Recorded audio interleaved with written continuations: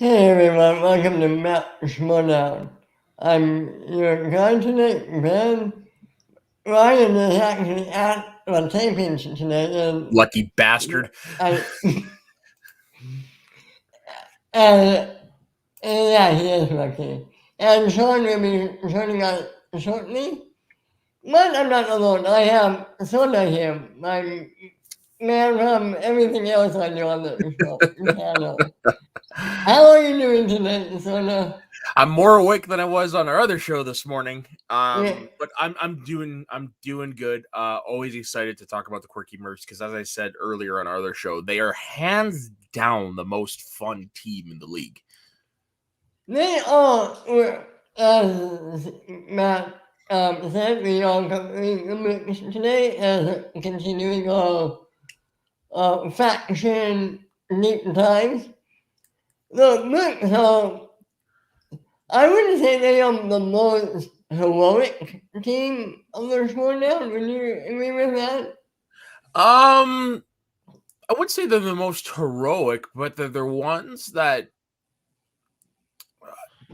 basically they're the ones that you see them and you can't help but cheer for them. It's kind of like they're like the underdogs in a way. It seems Well, like they're always outside of Shazam matches and Bibs matches. For the most part, it almost does feel like they are underdogs. well, when I hit heroic, I really talking about, okay, corruption is the hero team, the Gotcha. evil, the bad guys. You can say the same thing about the dungeon sometimes. Scraggy is somewhere in between. I would put Mercs on the opposite spectrum of that. Oh yeah, okay. When you put it like that, very, very much so. They are more like I don't want to say the goody goodies, but they're easily the most babyface team in the league. Right. Yeah, because every member on their roster, which I have right in front of me, they're all likable in one way or another. Like currently we have like obviously Koi John Drew's leading.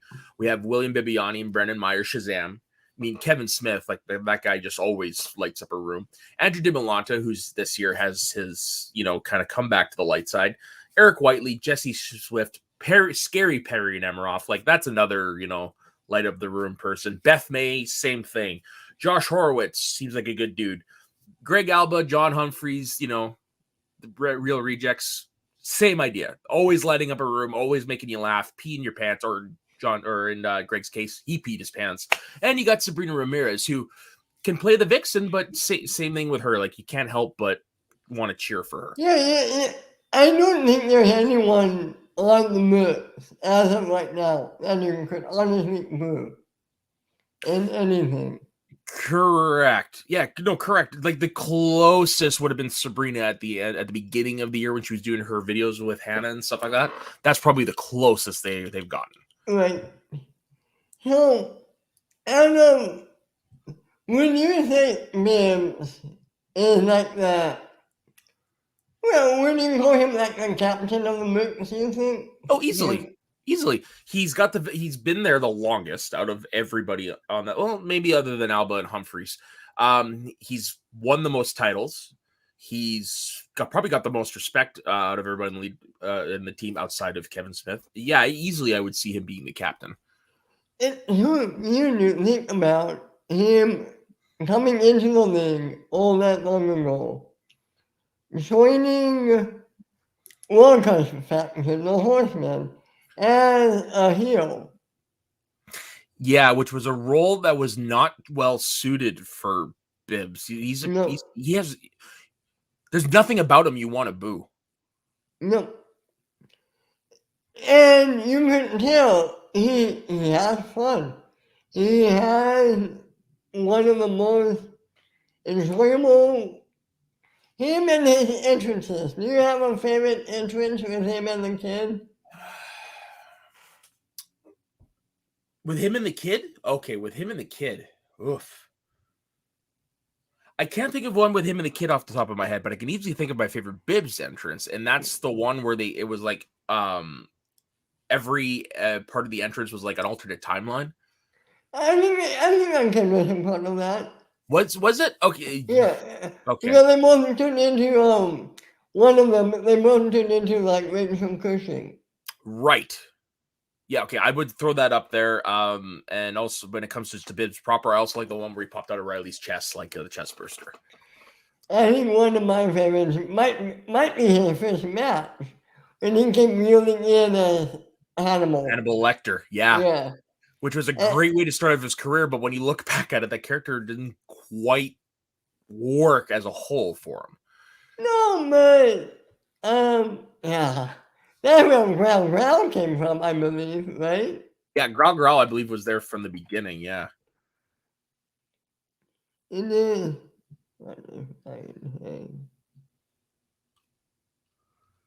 You look up William Bibbiani under gifts on this GIFs website I have, and there's not really that much. So I was trying to find the one where he walks in going, hey, because I love that GIF. I love the one this is in Corey and Pibbs were on a FaceTime call with Andrew Dillon, getting him to join. Yeah, and the dance party, correct? I'm sorry? The dance party? The dance party. Yeah. You can tell that's fun. Oh, agreed. You could agreed.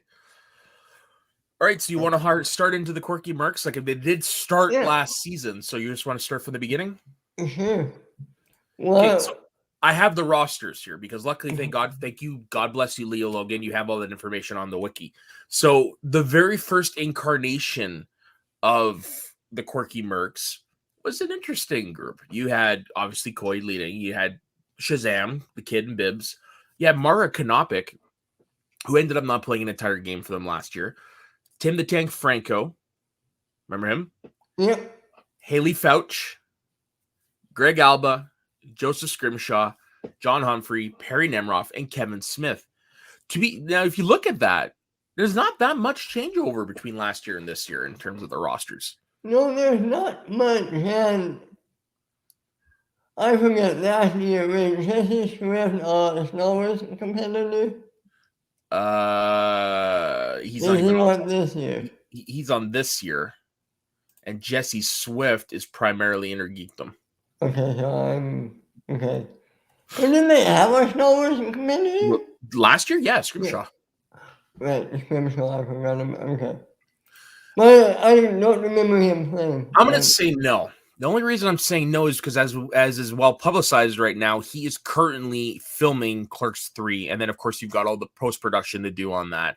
And then I'll be advertising and stuff. So I do not think we will see Kevin Smith again this year. What about you, Ben?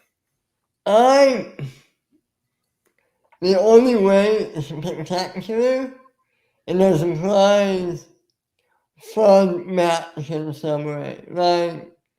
And I don't think that's possible this year. I think that's one of the reasons some of it changing up the format next year. That goes one up. So, no, I don't think we're good. Who knows, though? I mean... Sure, it's just like the wrestling business. Never say never. I want to see the storyline play out. I like the storyline they went through. I don't know.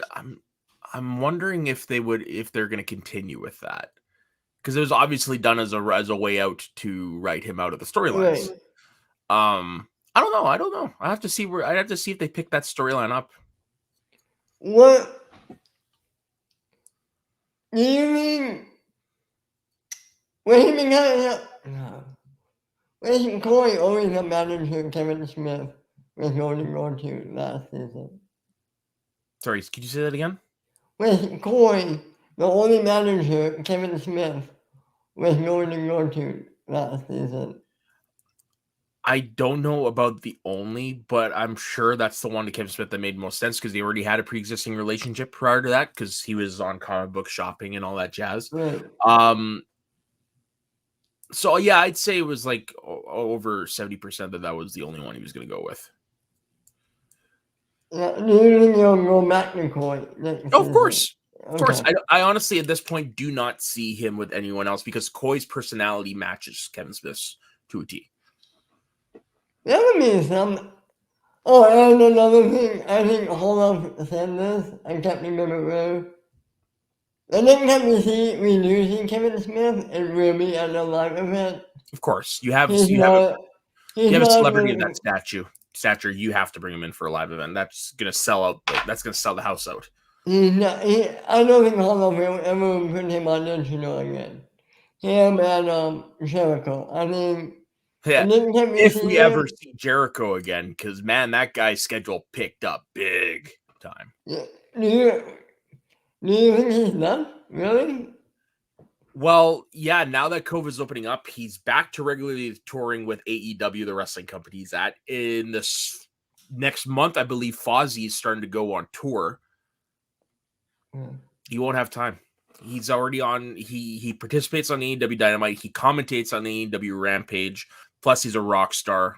Plus, he's got his podcast. I think we'll never. I personally, unless something changes, will think we will never see Smith versus Jericho again. That's kind of a shame because after all that hoopla about him being on the junction and him going back to Roxy, I kind of wanted to hear him say again, but Again, maybe. never say never, but I'm just saying as of right now, the way it looks like for him, I don't see him coming back anytime soon. Now, do I see him competing again? Yes, just not this year like Kevin Smith. Okay. Well, do we have the standings somewhere? Yeah, if you just give me one moment, I can have them up for you. So you're looking for the current standings as of today, right? Yeah.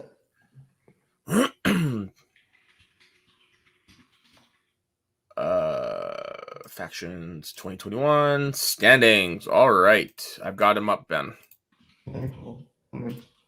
So as of, I don't know when this was updated. Oh, but wow, they're in first place. in the lead. Wow. So, do you think they can hold on to this lead for the rest of the season? If Shazam keeps the titles, yes. If Dimolante keeps the Star Wars belt, yes. Do you think anybody on the Mercs could make a play for that singles belt? Well, let's take a look at who the faction leaders are, or sorry, who the roster is. Quirky Mercs, besides Bibbs? Yeah. No. Oh, well, besides Bibbs and Myers, no. Okay. Because, I mean, you've got Bibbs, you got Meyer, you got Kevin Smith, you got Dimolanta, Star Wars champ, Eric Whiteley, Jesse Swift, Perry Nemiroff, Beth May, Josh Horowitz, Greg Alba, Sabrina Ramirez, John Humphrey. I don't know. Maybe Horowitz I see getting into a title match the way he's been playing, but to take the belt, I don't know. Is Bibbs in the tournament? I'm sorry. I know I'm asking Ben, they haven't even announced the bracket yet. Right. They're just putting matches out there. Okay, all right. Yeah. All right. So, what else do we want to talk about? This is going to be a short show if I can think of anything. All right. Well, I've got all the match results and everything. So where do you want to start? That's not at the beginning. That season. Okay, last season, the very first match for the Quirky Mercs out of the gate, you had Brendan Meyer versus Dan Murrell versus William Bibiani in that triple threat match, which, as we all know, Dan Murrell won. Right. And I remember this match. This is the whole Lord Sir Animal challenge, right? Yes. That's where that joke came from, much to Murrell's chagrin that night. So it was really, technically, it wasn't the money well. It was a gigantic challenge. It was a cheap challenge. Bateman challenged it, right? Or was it? No, I believe it was Bibbs that made the challenge. I'm cursing with me. It was Bibbs that made the challenge because I know they were giving Bibbs, like, they just kept it as a running joke the rest of the night. It wasn't Bibbs giving Bateman a taste of his own medicine, basically. Pretty much. Yeah. And then after that, you went to the second match of the year, which for them was the first tease match, Real Rejects versus the Cuckoo's Mess, which Real Rejects won by TKO, and it was the last time we ever saw the Cuckoo's Mess. That was Video True and Rick Hong. Right. And all new Tom. Yeah, the all-new Tom did not last long at all. And then after, like, the Quirky Mercs last year had a rough year because after that, they lost. The Real Rejects played again. They lost to the Pride. Greg Alba stunned everybody in Inner Geekdom by winning in KO the next match. Scrimshaw beat Demolanta in Star Wars last year. Nobody remembers that. Or no. Sorry. The way it's worded, the way I'm used to reading these things is the winners first, and then you got the players. But no, they got the Quirky Mercs and then the other players. So no, actually, he lost to Demolanta. I'm sorry, that was the tournament last year. Right, but don't forget last year Demolanta was still on the right. But Scrimshaw was right. He was the Quirky Mercs representative in that Star Wars tournament, and he lost in, I believe, the first round in sudden death too. Would you call that an upset? Yeah, because Andrew Demolanta hadn't established himself at that time, and also that's a match that I think everyone forgets about because of what Ace did in the tournament. Right. Yeah. So what happened after that match? Okay, and then after that, we've got John Geekdom who beat Janine in Inner Geekdom because this was also in the in a tournament, the Inner Geekdom tournament last year we had. After that, Greg Alba who lost to Mike Kalinowski, John Humphrey who lost to the Barbarian. Then now you're going back to teams, and you have Shazam versus Final Exam, which was the first time these guys have played, and it was a really good match. Yeah, I mean, you have great teams with London Paul, who's James and the Kid. I mean, what's not great about it? It's in a way, like, I know their personalities are the same, but the teams themselves kind of like are mirror reflections of themselves, because you've got the older establishment player who's been around been around for a while, but also has been around on Earth for a long time. So you've got all the knowledge about the movies, teamed up with a younger protege of sorts, where Paul-Oyama and the Kid. So I find aesthetically they are very identical in that sense. Yeah. Yeah. Who do you think is? Yeah, I mean, there's also talking about Ron and Bibbs. They both went through a couple of character changes. Ron as a professor and a delinquent, and Bibbs is the original version of the Beast. Right. Yeah. So. And those are two characters I think changed for the better. Which character do you gravitate more now? The delinquent or the new character Bibbs? It's Bibbs. Now, preface I was saying I really do love the delinquent. It's just with Bibbs, he's being himself, and I can relate to somebody like William Bibiani in a way. So I gravitate more towards him because the dude's like a walking Muppet. Damn, perfectly to describe him. And I love how he finds ways to advertise for his soap. And I mean, right? When I get a little money, I will have to buy some of that soap. Me too. I've been on that website. They have some pretty interesting soaps. Yeah. There's one that looks like a Tesseract. Really? Yeah. Huh. I'll have to take a look at that website later. Well, okay, now get into the Kid. What do you think of the Kid's career so far? Talk about improvement. Because remember, the first time we saw him was against Paul-Oyama. And you could tell he didn't quite know his... He didn't quite have it just yet. I mean, yeah, by that point, he'd only attended a few things. He hadn't played any games. So he's still searching for his character. And then when you see him in the free-for-all next, and you see his performance and how well he did, for me, it only made sense from there to team him up with Bibbs because of that free for all performance. Because what is William Bibbiani known as at this point? Mr. Free for All. Oh yeah, absolutely. So I think coming out of that, teaming them up was the best thing that could have happened to Brendan Meyer, because look at where he went from then to now. And the dude could be playing for a singles title right now. Do you think he ever will? Yep, Will I think he? he will. If he stays around, I think he will. Yeah, me too. I think he has it in him. I think as long as he has as long as he has Pibbs and Corey in his corner, I think he'll only improve. Yeah, agreed. Why don't we talk about Perry for a second? Yes. So at the time of this, as we're doing this, Perry had just played a match against Ben Bateman. I'm glad that Perry's back in. Like, she was there, season 4 was when she first started competing, I believe? Season 3 or season 4. It Yeah. was in the Collider era. Yeah, it was definitely in the Collider era, and then she took a break. Right. I'm glad she's back, because honestly, she's one of those people where you're like, you see her in the league, I'm like, it feels right. It feels, now that she's back, you're like, okay, now it feels good that she's around, because she's always a positive force.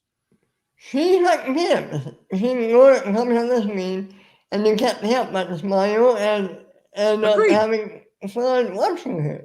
Yeah, she's like the little sister you always wanted to have. Whether it's, I think my favorite entrance she's done is that great Billy Madison entrance way back in season. Yes, that would be against, because it wasn't Makuga that was the clown. Yes, it was the tough beats for 6 degrees, I believe. Yes. Now, that is hands down my favorite entrance, but my favorite moment from an entrance, and it perfectly encapsulates who Perry Nemiroff is when she walked out in that dinosaur onesie and was like, rawr. Yeah. That right there sums up Perry Nemiroff to a T. Absolutely. Yeah. And, well, I don't want to give anything away from no, there is still a moratorium. This isn't the Movie Trivia Schmoedown Facebook page or Twitter. We will not do spoilers right at this moment. Okay. What else about Perry? What team do you like her with? Haley Fount or George Horowitz?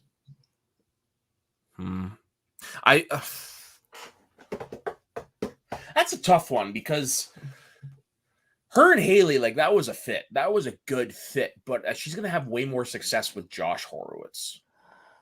I think her and Haley are too much alike. Okay, yeah. And I just need a thing. I got it. He says press room fits best. Yeah, I do agree. Yeah. Press room does fits best, especially when you know the backstory of Perry and Josh. Like, pretty much Josh was one of the first to give her a chance. Right. And yeah, I think blowing anything drastic, I think they could do well this tournament. Agree. I can see them be the good version, the good side version of Deception. Yeah. I mean, maybe not this year, but next year they could definitely go for it. That's a good point, because the faction corruption has corruption and deception, and the Mercs have Shazam and the press room. The press room. I like that comparison. I like that. It's like two sides of two coins. Yeah, it's two sides of the same coin. Yeah. Yeah, it's basically what corruption and the Quirky Mercs are. They're the opposite sides of the same coin. Here's a question. If Mike never turned heel, and he was still good guy Mike playing for DC Movie News, would he be on the Mercs? No. No. No. See, Mike, I don't think would fit in with a purely good team. Now, the Dungeon, I think, if he was still a good guy, would be a better fit. Now we're talking post-Anarchy Mike Kalinowski. Because remember, that version of Mike Kalinowski also had a bit of sass in him. That's why I'm thinking the dungeon would have been a better fit. But also in that same sense, if Mike never turned heel, we wouldn't be here talking about what we're talking about right now, I don't think. At least not in the version that it is right now. You think that changed everything? Yeah, it's just like the butterfly effect. You go back in time, you step on one ant, and it changes the whole course of history, sort of thing. Like the whole change predicated on Mike Kalinowski turning heel, and that's where we got Anarchy, and then boom, from there we got the factions. If Mike never turns heel, I'm sure we would have gotten the factions, but how we're seeing things now, it would not be the same. Yeah, it's crazy how one decision changed everything. That I know Holla said he wanted to and he'll never do it. Now, man, that's one what if match I would have loved to see it play out as a Patreon what if. Which one? Well, what if Mike never turned heel? Oh, gotcha. Yeah. Yeah, that is an interesting thing to think about, but I'm kind of glad he did, because honestly, we got the best version of Mike Kalinowski out of it, because Mike Kalinowski's a player prior to that was so-so. It was really so-so. And yeah, you're right, his matches were after that, and his rivalry with Cushing, his rivalry with Smith, all okay. Yeah. But we're not here to talk about corruption, though. We're here to talk about but the corruption was last week. Yeah, I know, but okay. Besides, Daniel's not here. He'd be able to wax poetically more about that than I would. So, what can we talk about? Miss May, what do you think of Miss May this season? I think she's the female Koijandru. I think she's a perfect addition. She is the definition of quirky. Hands down. If you've seen any of her promos, if you ever listened to Dungeons and Daddies, if you've ever seen any of her work, she is hands down the definition of quirky. Do you think she has it in her to improve I think she has it in her to improve. I don't think she has it in her to be an A-level, constantly fighting for the title. I think she's more of a mid-card player at best. Yeah, I mean, and we should stress, that's okay. Not everybody, of course, has to be that S tier, A level person. Sometimes it's good to be a solid, B plus player. Exactly. Not everyone can be a CM Punk. Not everybody could be a Daniel Bryan. Not everybody could be a Rock. Not everybody can be Stone Cold Steve Austin. Every once in a while, you need yourself a Zack Ryder, or you need yourself a Miro or something like that. You need the middle card players to help bolster your product. And Beth, I think, is perfect for that. What do you think about Greg Alba and Sean Hopkins as a team and as individuals? Great as a team. Very great as a team. Like, I have my favorite entrance they ever did was when they came out mocking Roca with the mask. Oh my god, that's down my favorite entrance for them. Which I last time I talked to Roca, I did ask him about that, and he said yes, he knew all about it. He wasn't supposed to be there that day, but he drove to the studio just to help them with that. I mean, I would hope that something. I would think all that is always mapped out to a T. Oh, for sure. I just wanted to know like how much he knew about it and stuff like that, because sometimes people go out and do things to catch people off guard. I just was curious, like his knowledge of that. But as individuals, I'd say they surprised me last year. I still don't think they're going to be like, again, past a mid card, maybe lower mid card. But they definitely surprised me last year when they entered that Intergeekdom tournament, because both of them won in the first round, and nobody was predicting that. Well, not forget with Humphries. Didn't he win the first free-for-all? No, he won the MVP. Remember, first free-for-all was Sam. he lasted the longest, which was really when people were like, "Oh, maybe there's more to him than his Mad Hatterness." And then again, we saw him competing last year in the Intergaming tournament, and he won in the first round against Janine. Correct? I just said that. Yeah. Yeah, that sounds right. Yeah. So I mean, they're since we don't have Makuga anymore, they're the next best alternative. Best way to describe it. They're like the wild berries. They're like the sober wild berries. I was going to say the wild berries with a little bit more knowledge. I don't mean that in a bad A way. little less alcohol. Yeah, even better. We did get that match too, right? Didn't we get real rejects for the wild berries? I don't know. Give me a second. I can quickly look that up, actually. I feel like they have match we got. No, we never. Yes, we did. Wow, 3 years ago. Wow. 20, Okay. March 27th of 2018. That was the undercard for the first live event. Right. The Patriots with... No. No? It was Roka JTE. Close. Right. Wow. Can you believe that was 3 years ago already? No. Not... The time of the Schmoedown moved so fast. If you're not careful, you can miss it. It really blends together. Now, I think Makuga would have been a great Quirky Merc. You match him and Koi have similar energy. Okay. If you were Koi,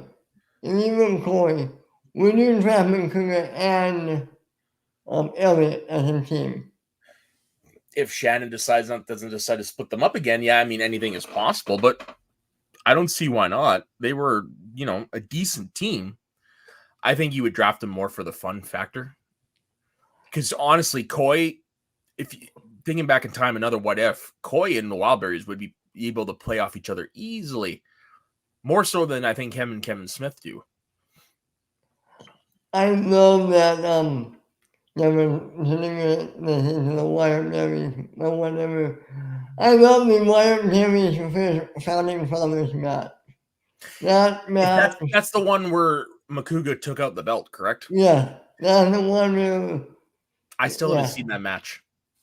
Really? Yeah, so during that time, that year I got burnt out watching the Schmoedown. And then plus with I was doing a play at the time, which was taking up most of my nights and stuff. So I actually fell behind on the Schmoedown, and I actually didn't see Video Drews for the first time till the following year.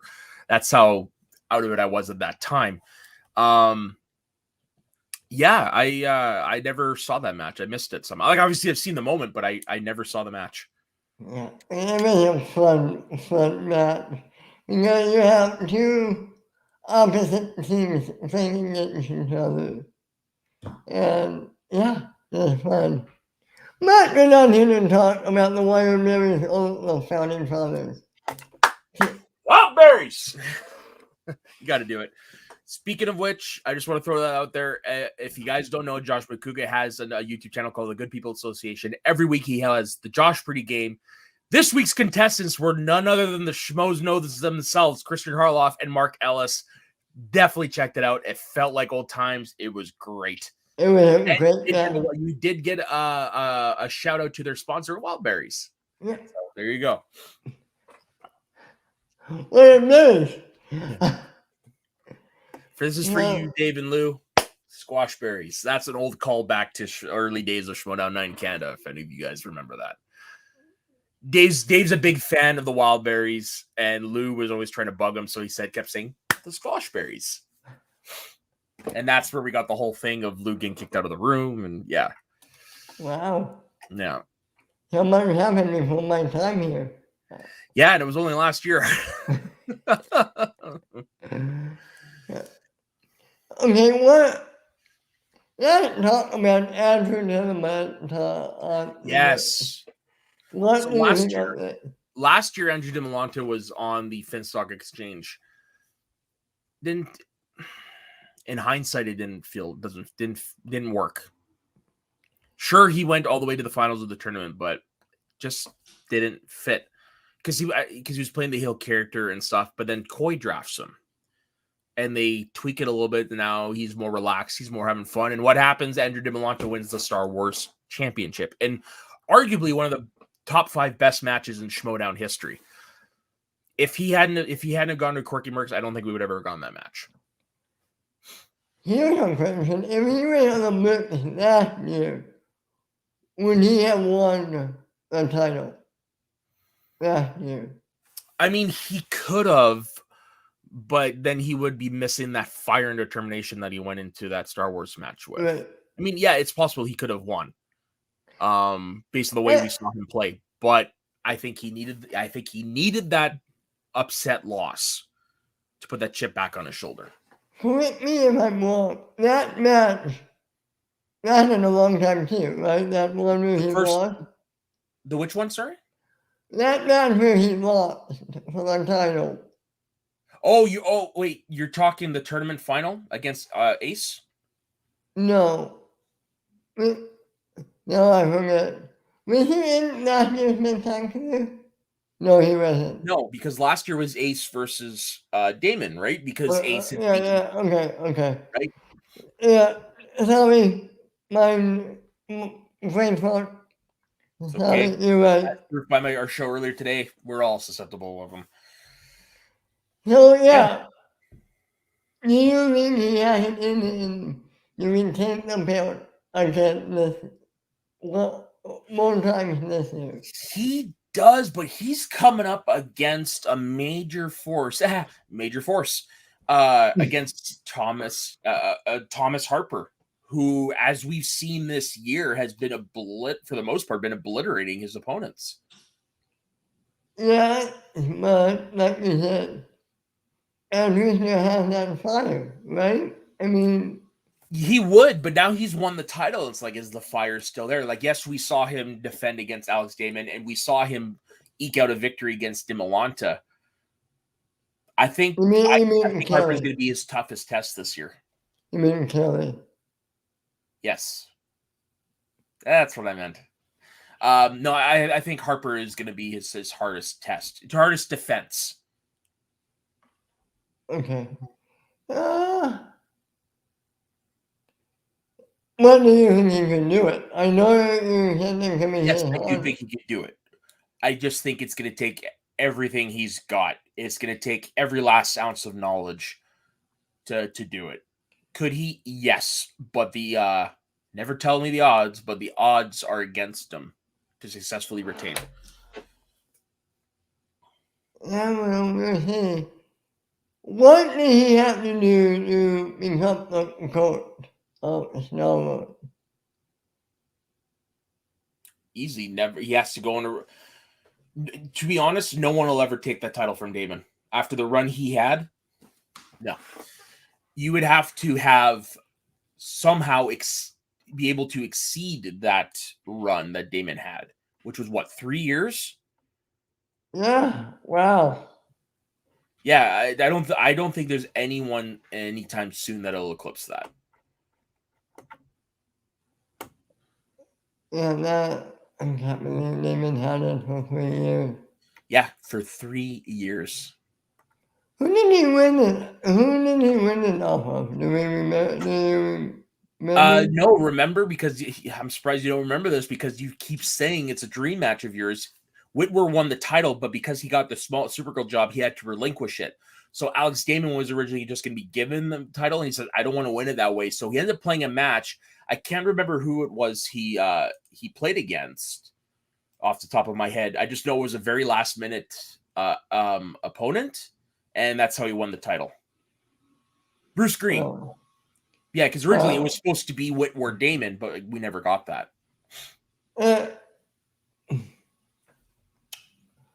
And he won that title in July of 2018, and he lost that title of March 2021. That's almost 3 years with that belt. three-way match right now, as they are at the moment. Damon and Melanta Whitmer. Who wins the belt today? I'm going to go with Damon because Damon at this time will have had time to relax. Because remember, when he was playing those matches earlier in the year, he was bouncing around between IG and Star Wars, it seemed like every week. Right. Yeah. I hate to say it. I don't think Sam can keep up anymore, can you? I don't think Sam wants to keep up anymore. He's No, pretty much I know, done. but I'm saying if he did that, if he played again. Yeah, because also you got to remember at the time that Sam Whitwer was playing too, like studying was there, but it wasn't as prevalent as it is now. Right. Yeah, I mean, only one in that match, but Yeah, it's unfortunately that's one we will never get. But I also said that about this week's main event on opening match in AEW Rampage, where I never thought I'd see Christian versus Kenny Omega. So who the hell knows at this point? Anything's possible. yeah, we'll see. Let's see. Is there anybody else you want to talk about real quick? No, I'm good at the moment because if I'm not mistaken, most of them we haven't we saw Eric Whiteley briefly. We did see Jesse Swift a couple times. Unfortunately the matches didn't go his way. I mean we've already talked about everybody else to a degree. Like here's the thing, most of the people we haven't really touched on just because they're rookies. Right. There's not that much of not that much out there to talk about on them. So Roy, not saying things continue to go the Mercs way for the rest of the season. Do you see them winning the faction championship this year? If they keep going like this, and if they keep racking up title wins, yes.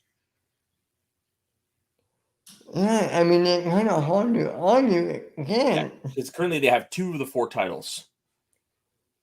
At what point can we say Shazam is the greatest team of all time? A couple more defenses under their belt.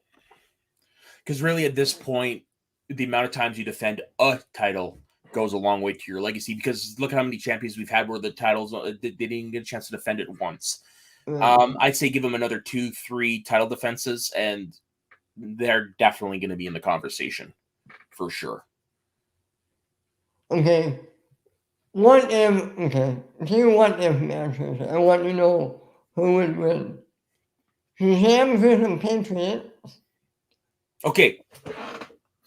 Patriots from season 4? Yeah, whenever they were at the Hyatt. Season 4, okay. Oh, Shazam versus Firewalls. Who would win each of those matches? Okay, for the Patriots one, I would give it to Shazam because if we're going against the Patriots of 2014, they'd never faced a team like Shazam. 2016. They had never faced a team like Shazam because if you take a look at all those teams, like no offense to any of them, they wouldn't last in today's league. Patriots would, but I still think Shazam would take that. Shire Wolves, on the other hand, that one's a lot harder to call. I can see that being I can actually see that being a 51-50. Me too. Like that's a pick. I'm like that one. Neither answer is wrong. Yeah. Do you think you can ever see that actually happen? No. I think Rachel is happy in retirement. Clark is doing what she's always wanted to do back home in Atlanta. She's not even in Los Angeles. I don't think she. I know she moved to Atlanta during the pandemic. I don't know if she's moved back or she's going to move back. Now, as an exhibition, sure. I mean, it would be fun, but you'd have to do a lot of convincing to get Rachel to come out of retirement at this point. Even for one exhibition match. If the circumstances were right, maybe. I mean, God, that's the match I was trying to see. Yeah. Oh. Wow. Look who's Hey, finally Sean. here. How you doing today, man? You're not coming through. Oh, better late than There we go. Sorry about that. So you guys wrapped up, or we're still We're live? pretty close to wrapping up. Yeah.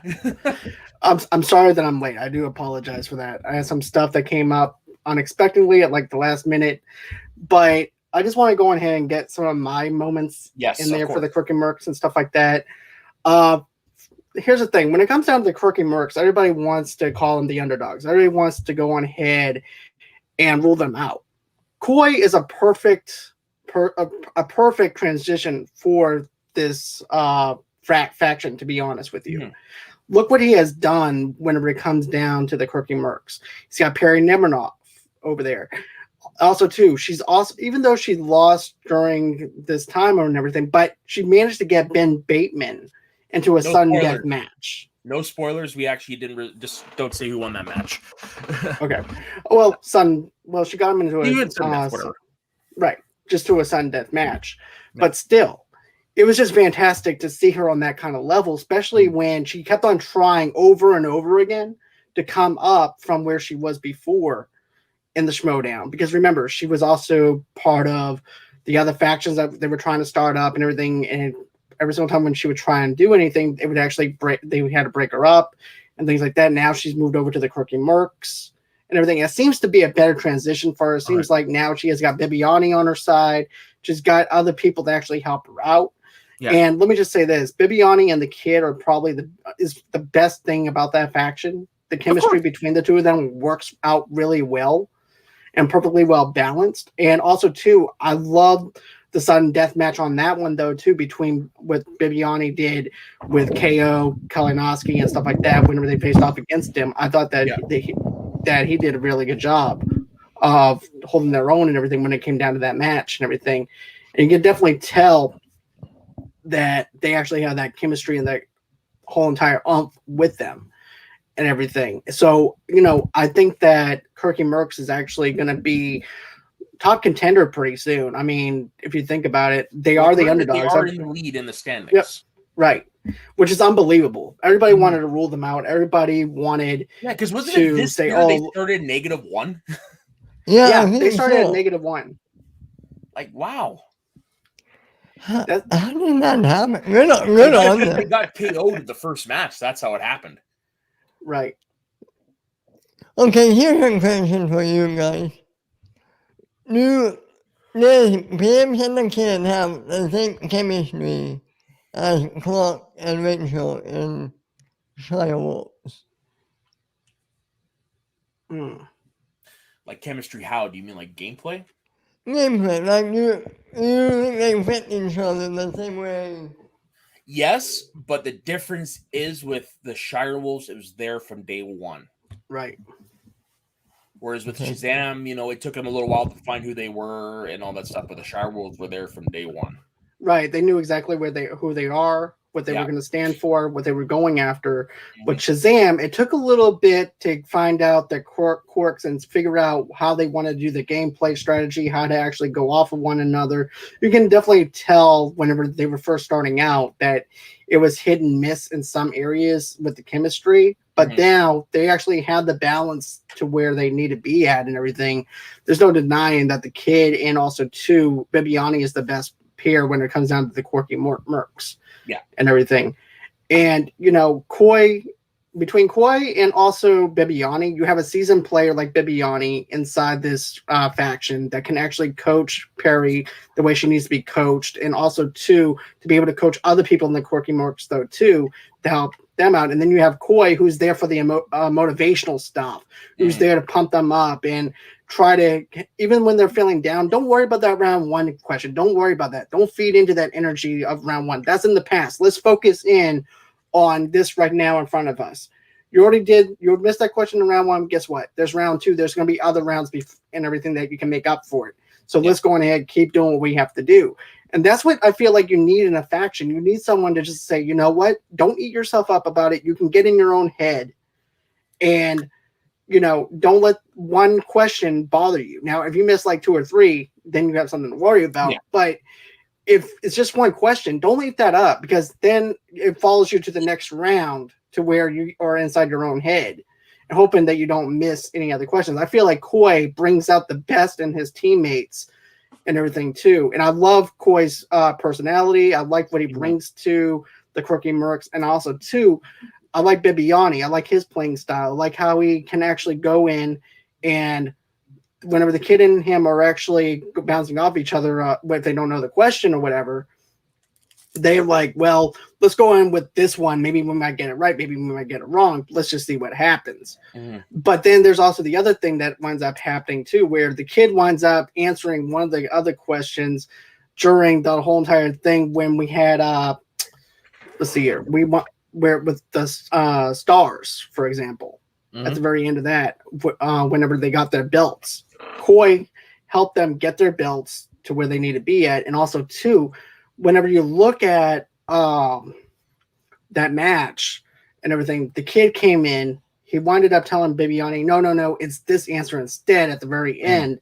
And so happens to be, they wound up winning the championship match and 2-time champions. So it's just awesome to see that chemistry balance out now and seeing how far Coy can go with the Quirky Mercs. Yeah, and it looks like with the way they're firing on all cylinders, they can go far this year. Like, I mean, I wouldn't put it past them to actually win the whole fucking thing. Right. And, I know everybody was counting them out, but I was actually rooting for them, though, too. I'm like, I've seen where I can see where football teams start off rough in the first go, and then they come back and everything and go to the Super Bowl and everything. This is the perfect transition for that with Coy and his Quirky Mercs people and everything too, where you have someone that was actually having a rough start. Now they're actually transitioning into a good dominant team. And then can't wait to see what happens with the press room too. Same. Do you guys think they could go far this year? Yeah, I think they could. They have just as good a chance of as anybody else, for sure. Right. That's going to be very interesting. I think the 2 teams right now that I could see probably being the toughest ones to go up against right now is Quirky Mercs and the Usual Suspects, because Usual Suspects seems to be doing a lot better, and everything with things now. And so I can definitely see title under their hands, and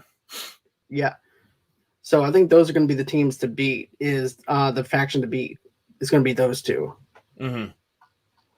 It would be very interesting. I mean, any final words about the Mercs or Shazam or anybody?